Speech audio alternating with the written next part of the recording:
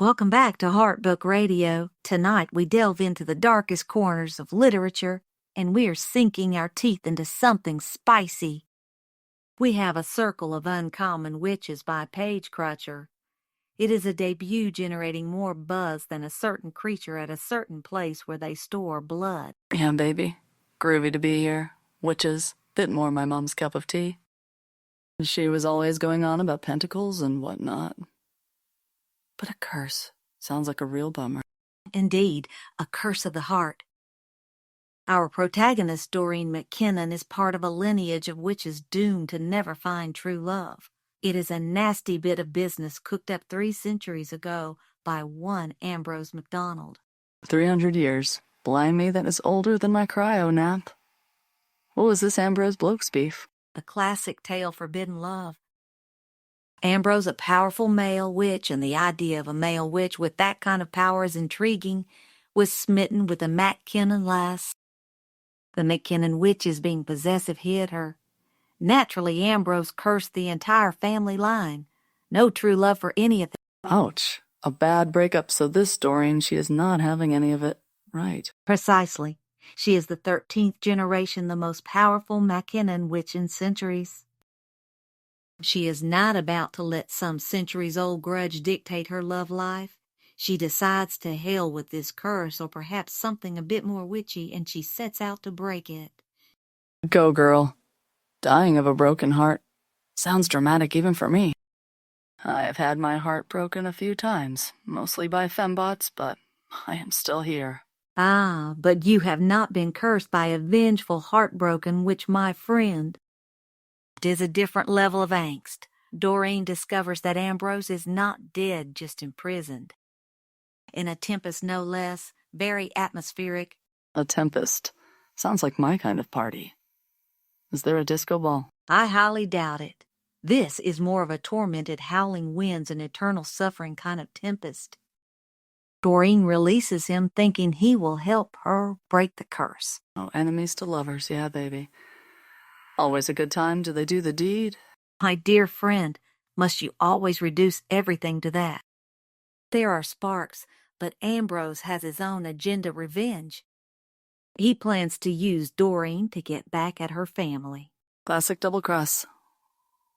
Like Dr. Evil and his complex plans, so what happens next? A road trip of sorts through trials? A castle in Scotland, a cliffside plunge, and a journey into a world beyond their wildest dreams. There is a whole other dimension. Other dimension. Groovy. Like that time I went to the 60s, that was wild. I suspect it is darker. More soul-sucking witches in shadowy realms. One customer review mentioned a creepy soul-sucking witch sounds like my kind of gal. Soul-sucking? Yikes. Sounds like my ex-wife. But hey, adventure, romance, danger sounds good. What did the other reviews say?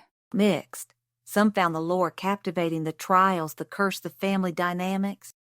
Others thought it started slow, like jumping into a sequel. Some found it a delightful romantasy. Many expressed interest in it being a series, noting the potential. Mixed bag, then. Like a box of chocolates, but some are filled with cursed haggis. A unique analogy. Some found the pacing uneven, the romance rushed. One reviewer felt thrust into the story without explanation. The pacing could be better. Some characters like Doreen and Ambrose got on their nerves. Rushed romance? Like a Vegas wedding after too many martinis?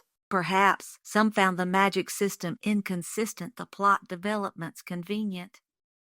But others praised the world building, the atmospheric settings, the complex character dynamics. So it has flaws, but it has still got mojo. Yeah. Precisely. It is a story about relationships warped by power, fear, and vengeance. The romance between Doreen and Ambrose, while fast-paced, is emotionally satisfying to many. They go from enemies to allies to, well, you will have to read it. All right, you have twisted my arm. I am intrigued. Witches, curses, other dimensions, a wild ride. I might learn about breaking curses. You know, in case I run into another fembot with a broken heart. One can only hope. And to our listeners, if you are looking for a book that explores love, generational trauma, and vengeance, all in a magical package, then A Circle of Uncommon Witches might be for you. Just be prepared for bumps. And that, my dears, is our look at A Circle of Uncommon Witches. Join us next time on Heartbook Radio, where we will be discussing the existential dread of immortality. It should be a laugh riot. Until then, stay thirsty, my friends, thirsty for knowledge.